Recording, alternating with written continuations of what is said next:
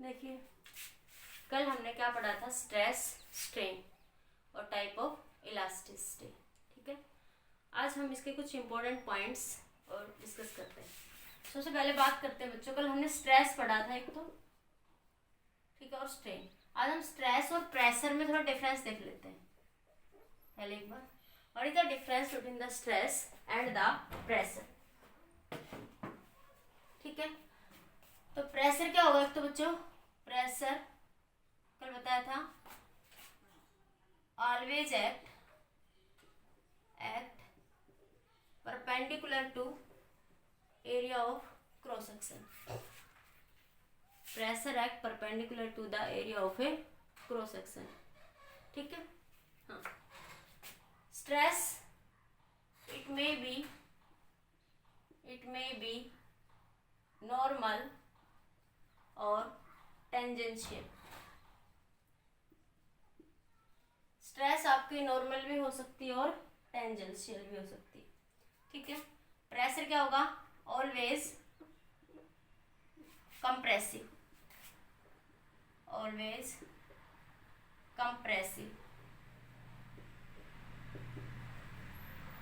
ठीक है, ऑलवेज क्या होता है आपका, compressive in nature, compressive in nature. Stress में B, it may be compressive or tensile in nature। ठीक है, नोट कर लीजिए, फॉर्मूला दोनों का ही वही है, फोर्स अपॉन एरिया, और इसका भी क्या है, फोर्स अपॉन एरिया। नोट कर लीजिए।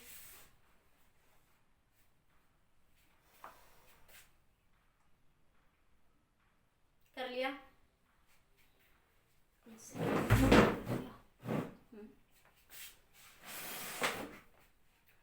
अब आगे देखिए,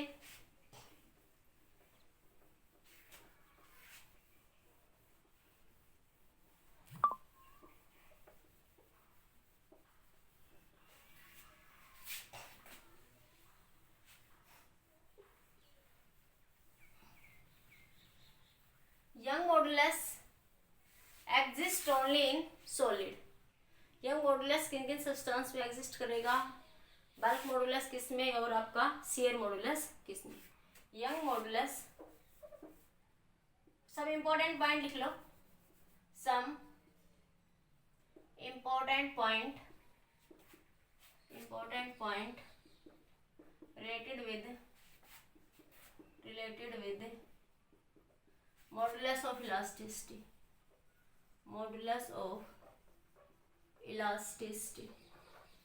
ठीक है, पहला पॉइंट, यंग मॉडुलस को वाई से लिखते हैं या गामा से। ठीक है, Young modulus exist in solid only, solid only. Bulk modulus, B मतलब bulk modulus, bulk modulus exist in solid, liquid and gases,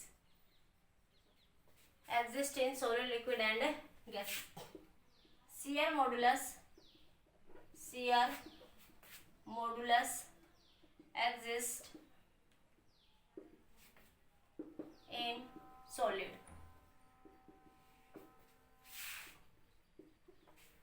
The value of young modulus, the value of young modulus for solid कितनी होती है, infinite. Value of bulk modulus for solids कितनी होती है, infinite. For ideal liquid value of bulk modulus कितनी होती है आपकी, इनफाइनाइट। ठीक है, हाँ। यंग मॉडुलस सॉलिड्स में एग्जिस्ट करता है, आपका बल्क मॉडुलस सॉलिड, लिक्विड और गैसेज में एग्जिस्ट करता है। आइडियल लिक्विड में बल्क मॉडुलस केवल इनफाइनाइट होती है और यंग मॉडुलस में भी कितनी होती है? इनफाइनाइट। गैसेज में बहुत कम होती है। ठीक है, हाँ। अगला point, if greater the value of young modulus then larger force required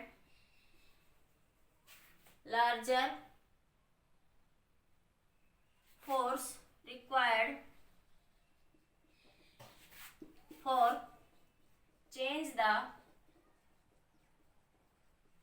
value of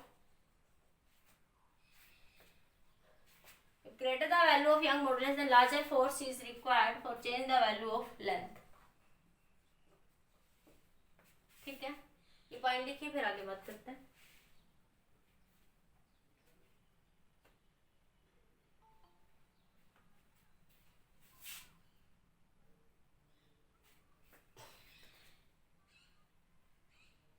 हो गया, सबने लिख लिया इतना?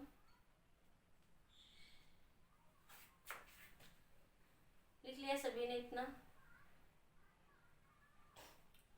नेक्स्ट पॉइंट आपका, निखिल तेरा होमवर्क नहीं आया। निखिल सैनी, रोहित का भी होमवर्क नहीं आया। रोहित को तो सुधारना ही पड़ेगा, ज्यादा ही कुछ हवा में हो रही है। यमन तेरा भी नहीं आया 2 दिन से। Point number 6, young modulus depends on the nature of material।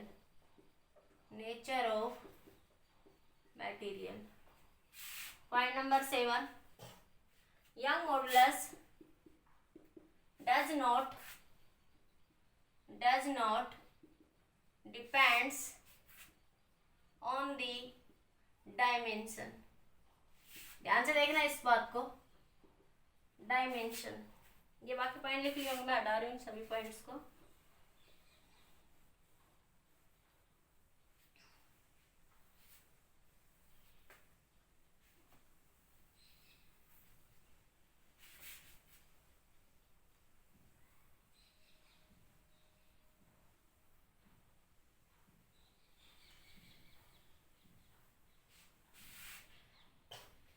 Young modulus does not depend on the dimension। Dimension means area, length। Young modulus जो है आपका एरिया और लेंथ पे डिपेंड नहीं करता। जैसे हमने यंग मॉडुलस का फॉर्मूला पढ़ा था, force upon area change in length upon original length. Young modulus material की प्रॉपर्टी है। ठीक है, हाँ। तो लेंथ और एरिया के कारण इस पर कोई फर्क नहीं पड़ेगा। तीसरा point, Young modulus inversely proportional होता है किसके? टेम्परेचर के।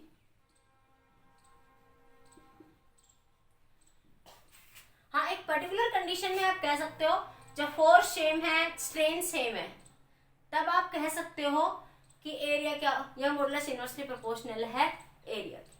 वो एक पर्टिकुलर कंडीशन में होता है आपके पास। ठीक है, हाँ, नोट करिए।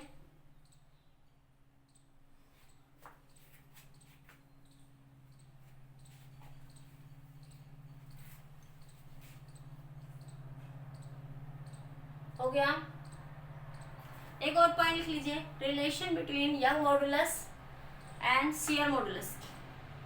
जो आपके पास नीटा जो है वो y के 1/3 होता है, आपके पास 1/3 टाइम्स कम होता है। शियर मॉडुलस जो है आपका, relation between shear modulus and young modulus, this is the relation between shear modulus and young modulus.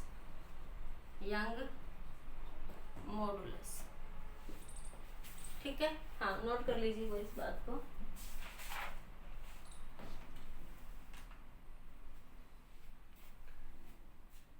Shear modulus जो है यंग मॉडुलस से सॉलिड्स के लिए कम होता है। ठीक है, दोनों सॉलिड में एग्जिस्ट करते हैं, शियर मॉडुलस भी और यंग मॉडुलस भी, लेकिन जनरली शियर मॉडुलस सॉलिड्स में कम होता है as compare to Young modulus. किस फैक्टर से? 1/3 के फैक्टर से कम होता है। किस फैक्टर से कम होता है? 1/3 के फैक्टर से। नोट करिए बातें।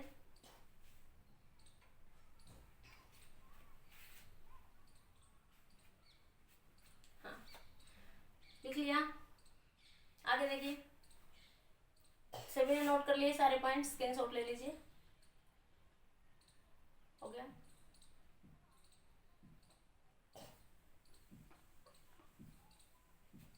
मैंने कहा आपसे कि जो शियर मॉडुलस है, सॉरी बल्क मॉडुलस है आपका, वो सॉलिड, लिक्विड और गैसेस तीनों में एग्जिस्ट करता है। ठीक है, bulk modulus exist in solid, liquid and gases. Point number जो भी चला 10, bulk modulus of elasticity exist in solid, liquid and gases. तो इसकी वैल्यू फॉर बल्क मॉडुलस की जो वैल्यू है सॉलिड के लिए सबसे ज़्यादा होगी, फिर लिक्विड के लिए होगी इसकी वैल्यू, और फिर इसकी वैल्यू गैसेस की। सबसे ज़्यादा सॉलिड की, फिर लिक्विड के लिए, फिर गैसेस के लिए। ठीक है,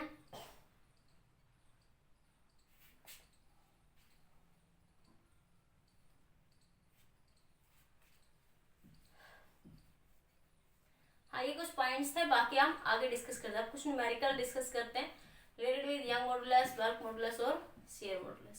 जितने भी कर पाएंगे, जो रहेंगे वो कल डिस्कस करेंगे। ठीक है, हो गया सबका? लिख लिया इतना सभी ने?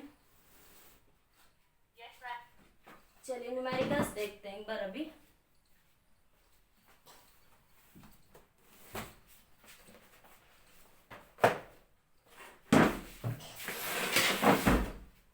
न्यूमेरिकल्स देखिए,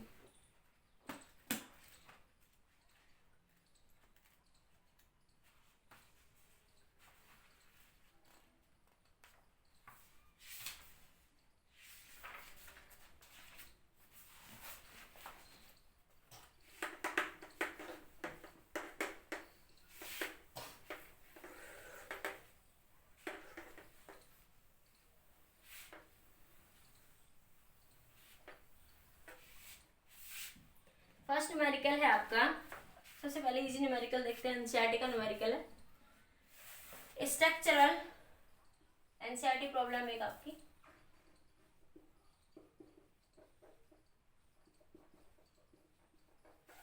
steel rod has a radius of 10 millimeter and length of 1 meter. A 100 kilonewton force F stretches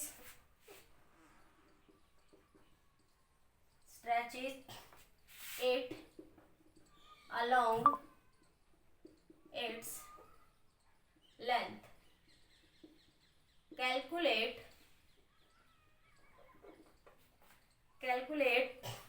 question का ए पार्ट में क्या कैलकुलेट करना आपको? स्ट्रेस। बी पार्ट में इलोंगेशन, सी पार्ट में strain of the rod. Given है Young modulus for steel, ये generally ये वैल्यू होती है standard value, as per 11 order में ही होती है। स्टील की जो यंग मॉडुलस की वैल्यू होगी वो किस में होती है? 10 पावर 11 के ऑर्डर में एग्जिस्ट करती है। बताइए, करिए, आपने पढ़ा है इतना। मैं जब तक देखती हूँ कौन कौन बैठे हैं। अंशिका, चिन्मय, आर्या, क्रिस, महक, मनोज, निखिल, सैनी, निकिता, प्रतिज्ञा, रितिका, रिया, अग्रवाल, रिया चिलीवाल, सुमित कुमार, सुनीता। सुनीता की आईडी से लाविशा,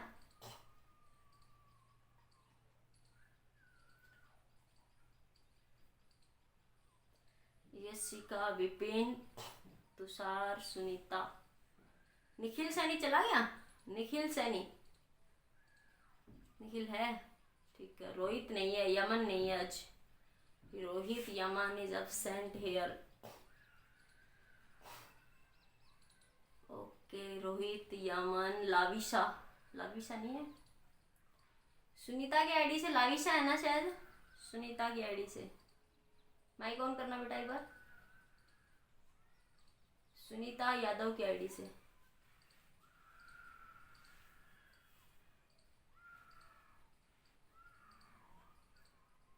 सुनीता यादव की आईडी से कौन है बेटा, एक बार बोलना माइक ऑन करके। आज यमन एब्सेंट है, आज रोहित एब्सेंट है, आज अभिषेक भी एब्सेंट है, सुमित भी एब्सेंट है। वेरी गुड, आज इन सबके फोन करना, बहुत अच्छी बात।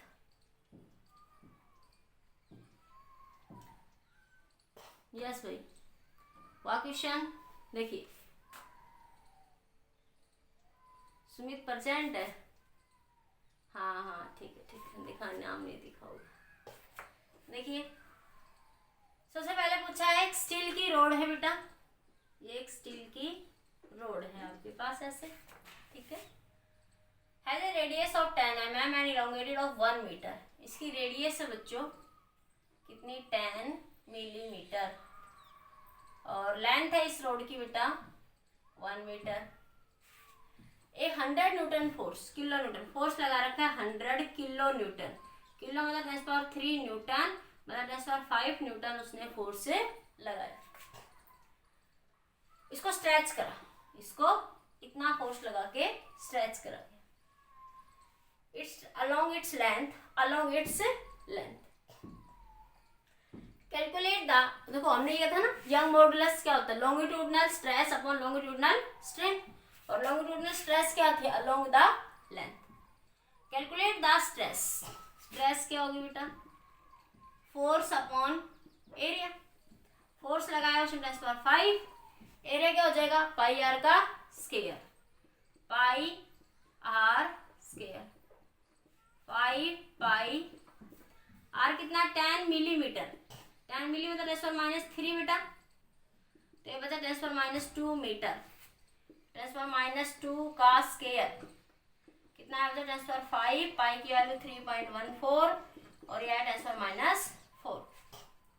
तो ऊपर जाएगा तो ऊपर पॉइंट हटाऊंगे, यहाँ से 2 जीरो ये चली गई और 10⁻4 ये चला गया, तो नीचे बचा 1/3/4 10⁻⁷ और 4 ये 11, ठीक है। इसको इतना ही छोड़ दो, तो ये आ गया आपका स्ट्रेस, ये क्या आ गया आपका स्ट्रेस। अब उसने पूछा आपसे इलोंगेशन पूछिए, तो यंग मॉडुलस क्या था आपका, F/A डेल्टा L/L। इलोंगेशन मतलब बच्चों ये इसको स्ट्रेच करा गया, तो ये यहाँ पे ऐसे आ गया, यहाँ पे कहीं पे, तो आपसे डेल्टा L पूछ रहा है कितना वो चेंज हो गया, तो डेल्टा L हो जाएगा बेटा आपका FL/A × Y। तो फोर्स अपॉन एरिया तो स्ट्रेस है, तो ये हमारे पास आई है 1/314 10⁻11, ठीक है। और लेंथ है बच्चों 1 मीटर, और यंग मॉडुलस दे रखा है 2 × 10⁻11, 2 × 10⁻11। ये इससे कैंसिल, तो डेल्टा L आया 8, 2 और 6 मीटर, 6 to 8 मीटर। इसको सोल्व करेंगे आप लगभग, तो ये वैल्यू मिलेगी आपको 1.59 मिलीमीटर, लगभग लगभग इतनी वैल्यू आपको मिल जाएगी।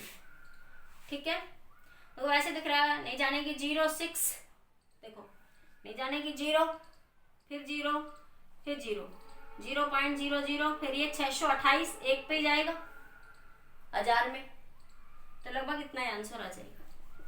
तो इलोंगेशन आ गई। फिर उसने पूछा स्ट्रेन, तो स्ट्रेन कैसे निकालेंगे बेटा? Strain delta L by L, इधर देखो स्ट्रेन क्या हो जाएगी आपकी? Delta L by L. Delta L change कितना आया? 1.59 मिलीमीटर, मिली मतलब 10⁻³ और एल दे रखा है बच्चों 1, तो 1.59 10⁻³ मीटर। ये क्या आ जाएगा आपका? स्ट्रेन आ जाएगा यहाँ से। ठीक है, अरे आ गया, नोट कर लीजिए।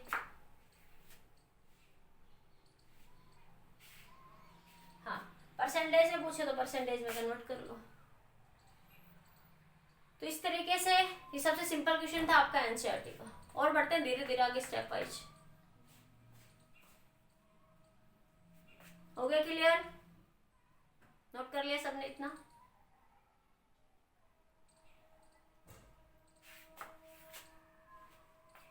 चलिए, इधर दिख तो रहा है ना बोर्ड में आपको? बोर्ड कंप्लीट दिख रहा है ना सारे बच्चों को? नोट कर लिया बेटा? हटा दो, अगले क्वेश्चन पे बढ़िए।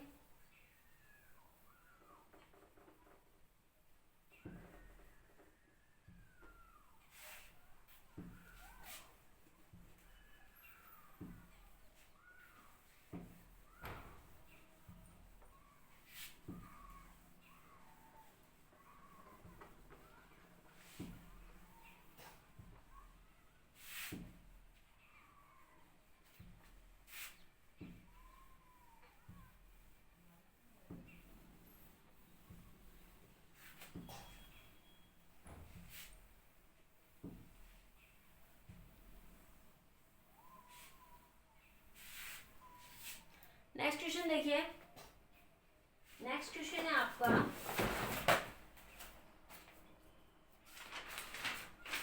Find the extension in a wire, find the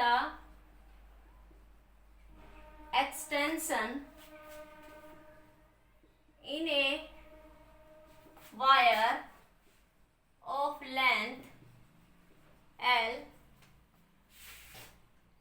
area A and mass M, and Young modulus of elasticity and Young modulus of elasticity, Young modulus of elasticity Y under its own weight, under its own weight। Option दे रखा है बच्चों 1/2 mgl ay,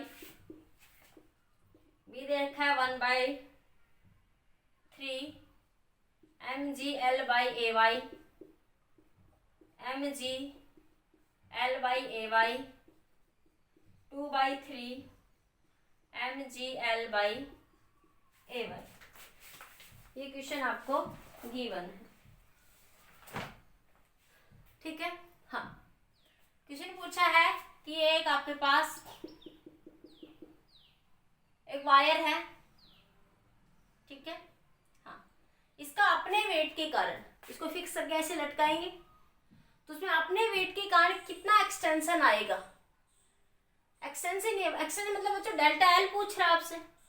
ठीक है, इस wire की length L है बच्चों, इस वायर का मास एम है। ठीक है, मास कैपिटल एम लिख लो, ऑप्शन में कैपिटल एम दे रखा है, और यंग मॉडुलस है बच्चों इस वायर का वाई। तो इस वायर की जो अपनी लेंथ है, जैसे मैं किस चीज को ऐसे फिक्स करके लटका दूं तो अपने वेट के कारण उसमें कितना एक्सटेंशन बेटा होगा, ये निकालना। तो देखिए बच्चों, यंग मॉडुलस क्या था आपका, F/A delta L by L है बेटा। ये था आपका यंग मॉडुलस, ठीक है। तो डेल्टा एल क्या बताएगा एक्सटेंशन को, क्या है बच्चों F L by A Y, ठीक है। तो इसके अकॉर्डिंग ऑप्शन नंबर सी हो जाएगा हमारा आंसर। एफ की वैल्यू एम जी रख दो फोर्स के लिए, अरे वेट के कारण फोर्स क्या लगेगा M G L A into Y, ये ऑप्शन आया, पर ये ऑप्शन गलत है। देखो इसमें छोटा सा एक कंसेप्ट है, आपने फिफ्थ यूनिट में मैंने पढ़ाया है आपको। ये जो आपने एम जी लिख दिया, ये तो आपने सिर्फ इस नीचे वाले वायर, पूरी वायर का मास है। देखो पूरी वायर एलिमेंट्स में बटी हुई है, पूरी वायर्स ऐसे, तो आपने इस छोटे से सेक्शन का, इतने से सेक्शन का मास mg कह दिया, लेकिन हमें कंप्लीट के लिए निकालना है, ठीक है। तो जब कोई भी वायर में यूनिफॉर्म डिस्ट्रीब्यूशन होता है मास का, तो एक तो हम सेंटर ऑफ ग्रेविटी से मास ले लेते हैं, या फिर मैंने बताया था कि ये पूरी वायर है। अब एक छोटा सा क्रॉस सेक्शन मान लो कहीं पे भी, मान लो ये सेक्शन मान लिया मैंने, ठीक है। ये मान लिया ये dx, इसमें dx लेंथ है और dm मास है इस एरिया में, dx लेंथ है और dm क्या आपकी मास है, ठीक है। x डिस्टेंस में नीचे से मान लेते हैं, ऊपर से नीचे से इसे मान लो, ठीक है। तो आपको पता है l लेंथ का मास कितना है बच्चों m, आपको पता है l लेंथ का मास है m, तो यूनिट लेंथ का मास m बाई l, ठीक है। तुम्हें यहां से कितनी लेंथ के ऊपर मास चाहिए, x लेंथ का, dx लेंथ का मास चाहिए, तो dx लेंथ का मास हो जाएगा m बाई एल इंटू में x लेंथ के लिए लिख लो, x लेंथ के लिए क्या हो जाएगा m बाई एल इंटू में x हो जाएगा, m बाई एल इंटू में x। ये देखो ये पूरी इस x लेंथ का मास कितना हो जाएगा m बाई एल इंटू में x, ठीक है। अब यहाँ पे जो फोर्स लगेगा, फोर्स mg लगेगा, इसका मास मान लो मैं m डैश g लगेगा, और m डैश कितना आया आपका m by L x into g आ गया, ठीक है। m by L into D x into g आ गया आपके पास।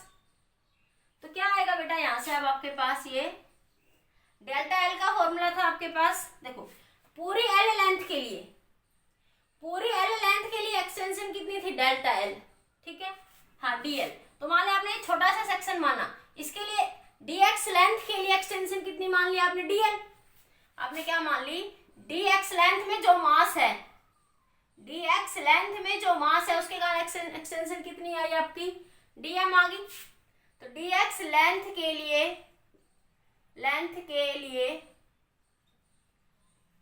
एक्सटेंशन कितनी मान ली आपने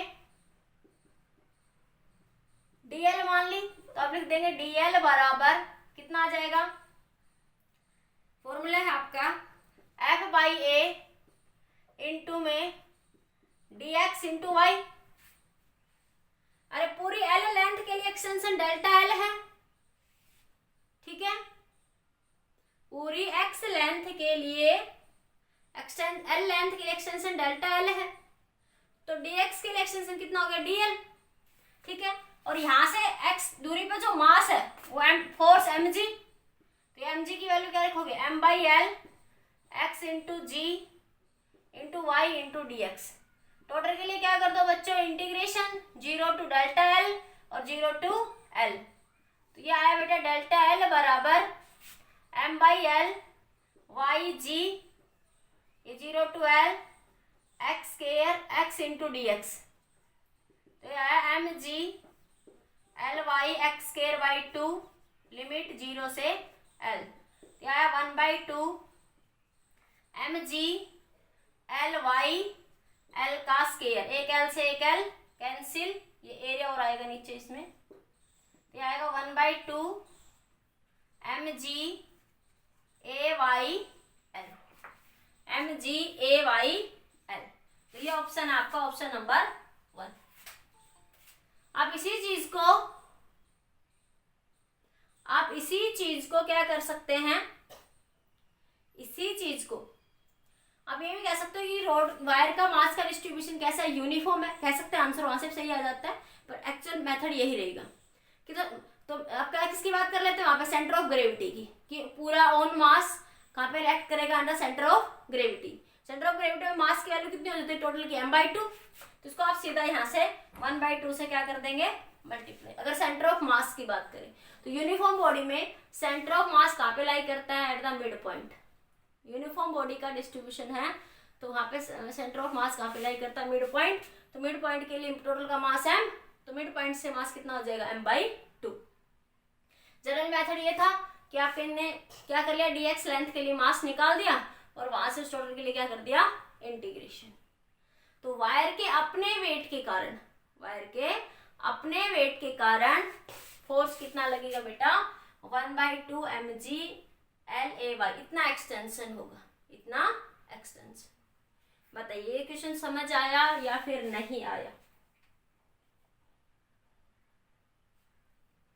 बोलो। अरे बताओ, नहीं आया तो फिर बताएं। आ गया मैं। चलिए ठीक है, नोट करिए तो आगे और बढ़ते हैं धीरे धीरे।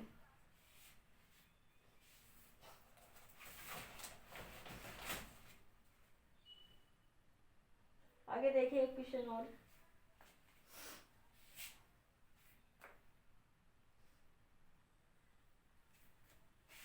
नेक्स्ट क्वेश्चन देखिए,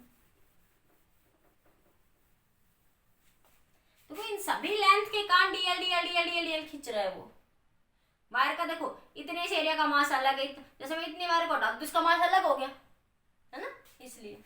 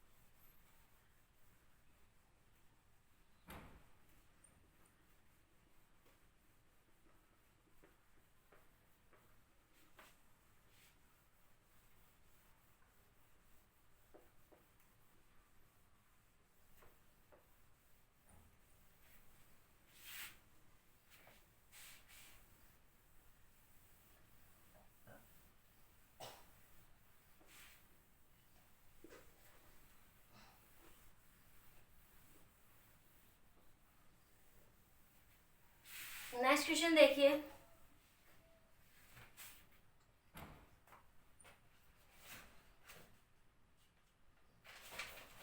नेक्स्ट क्वेश्चन आपके पास, ये एक वायर है,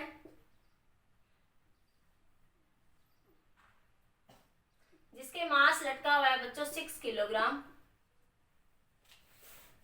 एक दूसरी वायर है इसके नीचे, जिसका मास है बच्चों यहाँ से 2 किलोग्राम। ये एडवांस का क्वेश्चन है आपका, 1 मीटर, ये लेंथ है बच्चों 2 मीटर। इसका ये स्टील की वायर है और ये वायर है कॉपर की। इसका यंग मॉडुलस है बच्चों 2 × 10⁻11 न्यूटन पर मीटर स्क्वायर, और कॉपर का है बच्चों 10⁻11 newton per metre square. Area 2 centimetre square for both the wire, for both the wires. Find the net elongation in composite wire in terms of millimeter. Find the net elongation due to composite wire. Composite wire. Net elongation निकालनी है due to these composite wires, ठीक है, दोनों wires के कारण। तो ये कैसे करेंगे, ये एक वायर है, पहले आपके पास इसमें मास लटका बच्चों 6 किलोग्राम, एबीडी हमने पढ़ी है, तो इसके वेट के कारण फोर्स कितना लगा बच्चों 6G। इसके वेट के कारण फोर्स कितना लगा 6G। ऊपर क्या आएगी इसमें बच्चों, टेंशन। ठीक है, तो टेंशन फोर्स यहाँ पे कितना लग रहा है, मतलब टेंशन ही क्या है, फोर्स है, 6G। इलोंगेशन पूछ रहा है इन द स्टील, तो स्टील में इलोंगेशन हो जाएगी। इलोंगेशन का फॉर्मूला अभी आपने पढ़ा, young modulus F/A delta L by L। ठीक है, तो डेल्टा L इन स्टील कितना हो जाएगा, F/A यंग मॉडुलस इन स्टील इंटू L। ठीक है, तो डेल्टा L इन स्टील कितना आ जाएगा, फोर्स। फोर्स की टेंशन है 6G, 6G को क्या लिख सकते हो, 60। अरे जी की वैल्यू 10 रख देना, तो 60 into area for both the wire है 2 सेंटीमीटर, तो सेंटीमीटर के मीटर बना लोगे। अरे एरिया की वैल्यू क्या लिखोगे, ये सेंटीमीटर है ना, तो लिख सकते हो 2 इंटू 10⁻² का स्क्वायर, ये बना 2 इंटू 10⁻4 मीटर। तो एरिया कितना आ जाएगा, 2 इंटू 10⁻4 मीटर। स्टील के लिए इसकी वैल्यू 2 इंटू 10⁻11। इस लेंथ की वायर दे रखी 2 मीटर, 2, एक 2 से एक 2 कैंसिल, 2 से 30 पे कैंसिल, तो यहाँ 30 इंटू 11 में 4 गया 7, 10⁻7, तो ये बना 3 इंटू 10⁻6 मीटर। तो स्टील के कारण जो इलोंगेशन आएगी वायर में, स्टील वाली वायर में जो इलोंगेशन होगी वो कितनी आई, 3 इंटू 10⁻6 मीटर। इसी तरह कॉपर के कारण देखो, अब ये वायर कंपोजिट है, अगर कॉपर पे क्या हो रहा है, कॉपर वाली वायर में देखो अब आपके पास। ठीक है, इतना नोट करिए भाई, गलत करा हमने स्टील में। स्टील में देखो ये टेंशन और भी तो है, ये देखी ही नहीं हमने, ये तो कॉपर में लिखा। हाँ गलत करा, स्टील में टेंशन और आएगी। 1 सेकेंड रुको, गलत कर गई। पहले कॉपर के लिए लिखो, फिर स्टील के लिए लिखेंगे। ये कॉपर वाली वायर है, कॉपर में वेट है बच्चों 2 किलोग्राम, तो इसके कारण फोर्स 2G, तो इसके कारण टेंशन आई 2G। ठीक है, हाँ, तो अब यहाँ पे T बराबर 2G, तो अब यहाँ से डेल्टा फॉर कॉपर लिख लो पहले, F/A Y for copper into L। Tension है 2 इंटू G की वैल्यू 10, L है बच्चों 1 मीटर, इसका एरिया है 2 इंटू 10⁻4 और यह है 10⁻11, 2 से 2 कैंसिल, तो ये बना 10 इंटू 10⁻⁻, ऊपर -7, 10⁻6 मीटर आ जाएगा। ये कितना आ जाएगा, कोई बच्चा कुछ बोल रहा है, कोई बच्चा कुछ बोलना चाह रहा है क्या, हाँ बोल लो बेटा। ठीक है, आगे देखो, तो 10⁻6 मीटर आ गया। अब देखो ये जो वायर है आपकी, इसमें देखो एक तो वेट के कारण 6G लगेगा इस वेट के कारण, लेकिन देखो इसमें एक मिनट, ये जो वायर है इसमें देखो, मैं दोनों कंबाइन बनाती हूँ। देखो ये एक स्ट्रिंग, यहाँ पे एक मास, ये एक स्ट्रिंग, यहाँ पे एक मास, ऐसी सिचुएशन है। तो यहाँ टेंशन T ये बराबर 2G, तो स्ट्रिंग सेम है तो यहाँ पे टेंशन सेम होगी। अब ये स्ट्रिंग चेंज होगी तो टेंशन चेंज होगी, T' लिख दो इस टेंशन को। ठीक है, और एक इस फोर्स के कारण, ये 6 है तो इसके कारण फोर्स रहेगा 6G। ठीक है, तो क्या लग रहा है, इधर नीचे की साइड में T + 6G बराबर T' है, तो T' है बराबर 6G + T, और T की वैल्यू कितनी है हमारी 2G, तो कितना आया T' की वैल्यू 6G + 2G, तो T' कितना है बेटा 8G। T' कितना आ गया बेटा यहाँ से 8G। अब यहाँ से निकालो इस चीज को, क्या था आपके पास, डेल्टा L बराबर F की वैल्यू कितनी आ गई आपके पास 8G, G की वैल्यू 10, लेंथ है बच्चों 2 मीटर इस वायर की, और आपके पास एरिया 2 इंटू 10⁻4 और यंग मॉडुलस है 2 इंटू 10⁻11। 2 से 2 कैंसिल, 2 से ये 4 पे कैंसिल हो जाएगा, तो ये बना डेल्टा L बराबर 4 इंटू ये बना 10⁻4 10⁻6 बन जाएगा। ये कितना बन जाएगा, ये 10⁻6 मीटर। अब दोनों को ऐड कर दो, net elongation delta for copper plus delta for steel. Copper के लिए कितना आया 4 इंटू 10⁻6, इसके लिए 10⁻6, तो आ जाएगा 5 × 10⁻⁻6 मीटर। इसको चेंज कर लेना, जिसमें पूछा आंसर इसने मिलीमीटर में पूछा था ऑप्शन में, तो मिलीमीटर में चेंज कर लेना, ठीक है।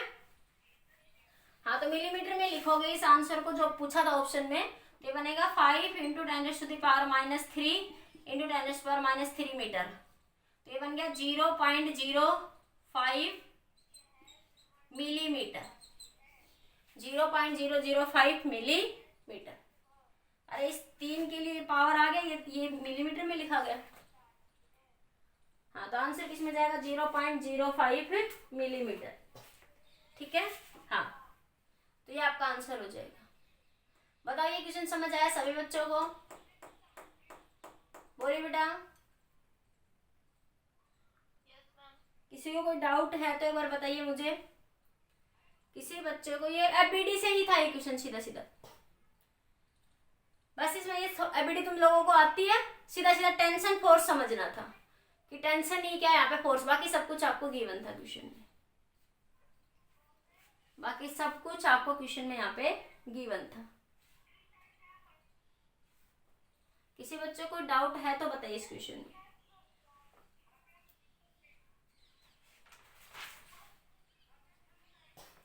अब जेईई मेंस 2015 का एक क्वेश्चन था, देखिए। हो गया क्वेश्चन बच्चों? Yes ma'am. एक मिनट आप लिख लीजिए इसको, जब तक मैं क्वेश्चन को लिख देती हूँ।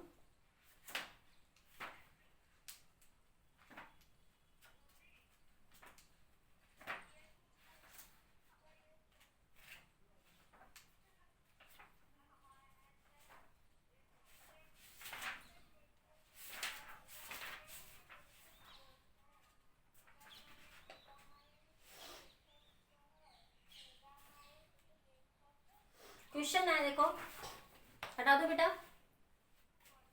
देखिए नेक्स्ट क्वेश्चन है आपका,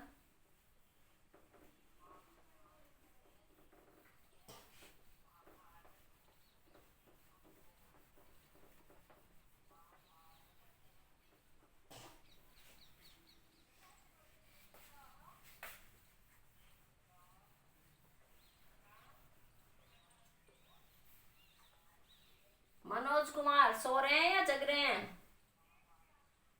सुमित, आवाज नहीं आई तुम्हारी कुछ, कभी ना हाँ ना ना, सब साइड में कुछ और कर रहे हो क्या?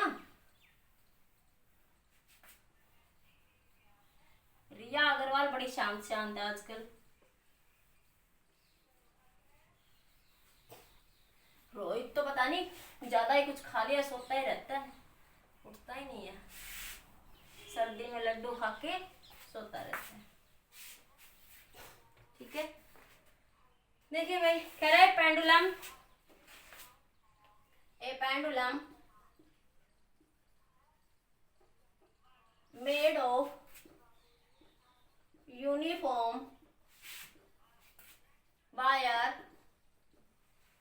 Of cross section area A has time period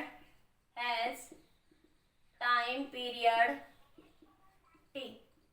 वो कह रहे एक वायर है, ठीक है, इसका area of cross section A है और इसका टाइम पीरियड कितना बच्चों?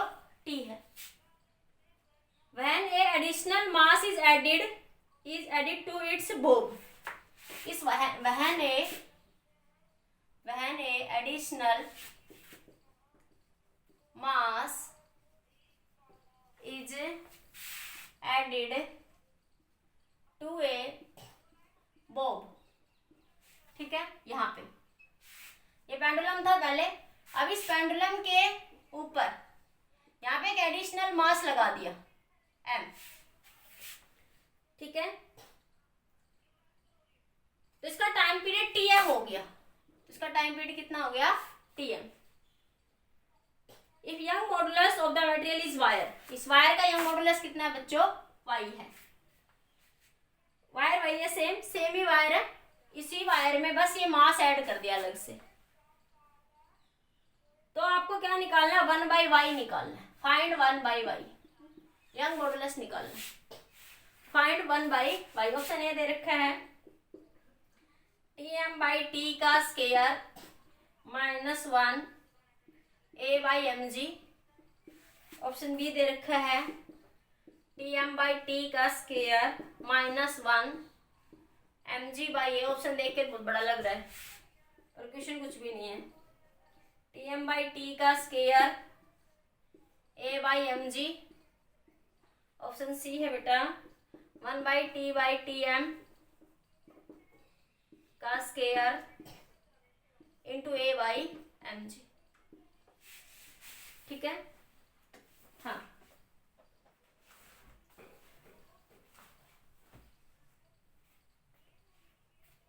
हो गया। अगर ऑप्शन लिख लीजिए, फिर मैं सॉल्यूशन बनाती हूँ इस क्वेश्चन का।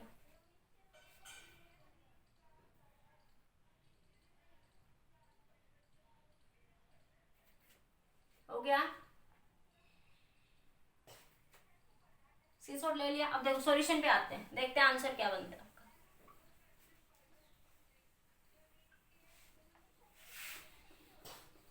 देखो पहले लेंथ एल है, ये सिर्फ सिंपल एक पेंडुलम है, ये बहुत सिंपल पेंडुलम था। अब आप सिंपल पेंडुलम पढ़ चुके। लेंथ उसके बॉब लटका दिया। इसका टाइम पीरियड कितना आता था बच्चों? 2π√L/g। अब इसमें जब एडिशनल मास लटकाएंगे तो इसमें एक लेंथ का चेंज आएगा बच्चों। अपनी पोजीशन से एडिशनल मास लटकाऊंगे तो लेंथ चेंज हो जाएगी डेल्टा एल। तो टाइम पीरियड फिर कितना बन जाएगा? Tm 2πL प्लस में डेल्टा एल। भैया लेंथ चेंज होगी ना, बढ़ गई एल लेंथ। एल तो थी पहले, एल मास लटकाएंगे तो और बढ़ जाएगा, नीचे खिंच जाएगी। स्प्रिंग की मान लो, स्प्रिंग थी पहले, इतना मास था, लटकाया तो और खिंच गई वो थोड़ी नीचे। रस्सी में नहीं समझ आता, इसमें समझ आ रहा। तो यहाँ से डिवाइड कर दीजिए, यहाँ से इन दोनों को Tm/t, Tm/t, तो ये बनेगा 2π से 2π कैंसिल, तो L प्लस डेल्टा L/L आ जाएगा अंडर रूट, बाकी सब कैंसिल हो जाएंगे। तो Tm/t ये बन जाएगा, यहाँ से इसका स्केयर ले लो, ये बनेगा L प्लस डेल्टा L/L। तो Tm/t का स्केयर ये L/L plus delta L/L, Tm/t का स्केयर 1 प्लस डेल्टा L/L। ठीक है, अब यहाँ से आपको बचाइए Tm/t का स्केयर -1 डेल्टा L/L, और डेल्टा L/L क्या आएगा? Young modulus F/A delta L/L होता है। डेल्टा L को ऊपर ले जाओ तो ये बना F/A y into L, L को भी नीचे ले आओ तो डेल्टा L/L बराबर F/A y, F की वैल्यू mg/A y, फोर्स की वैल्यू क्या हो जाएगी? mg। तो डेल्टा L/L की जगह में क्या लिख सकती हूँ? ये वैल्यू लिख सकती हूँ। तो ये बना Tm/t का स्केयर -1 mg/A y। उसने 1/y की वैल्यू पूछी है, तो मेरे पास आया mg/A y बराबर Tm/t का स्केयर -1। अरे एयरटेल वालों ने तो हद कर दी।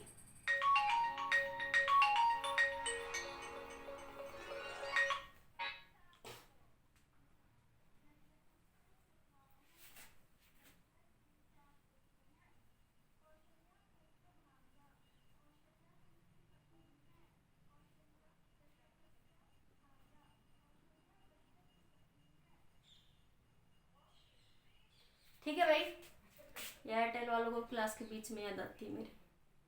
देखिए, तो यहाँ से 1/y निकालना है, तो 1/y कितना हो जाएगा बच्चों? Tm/t का स्केयर -1 A/mg। ये जो भी ऑप्शन था देख लेना। आई थिंक ये ऑप्शन नंबर सी या डी था आपका। ठीक है, मैं देखूं कौन सा था ये था आपका Tm/t का स्केयर -1 A/mg। ऑप्शन नंबर ए था आपका, ऑप्शन नंबर ए। तो option number A is right. ठीक है, क्लियर हो गया सबके क्वेश्चन? बताइए, रिस्पॉन्स दीजिए, सभी बच्चे बताइए।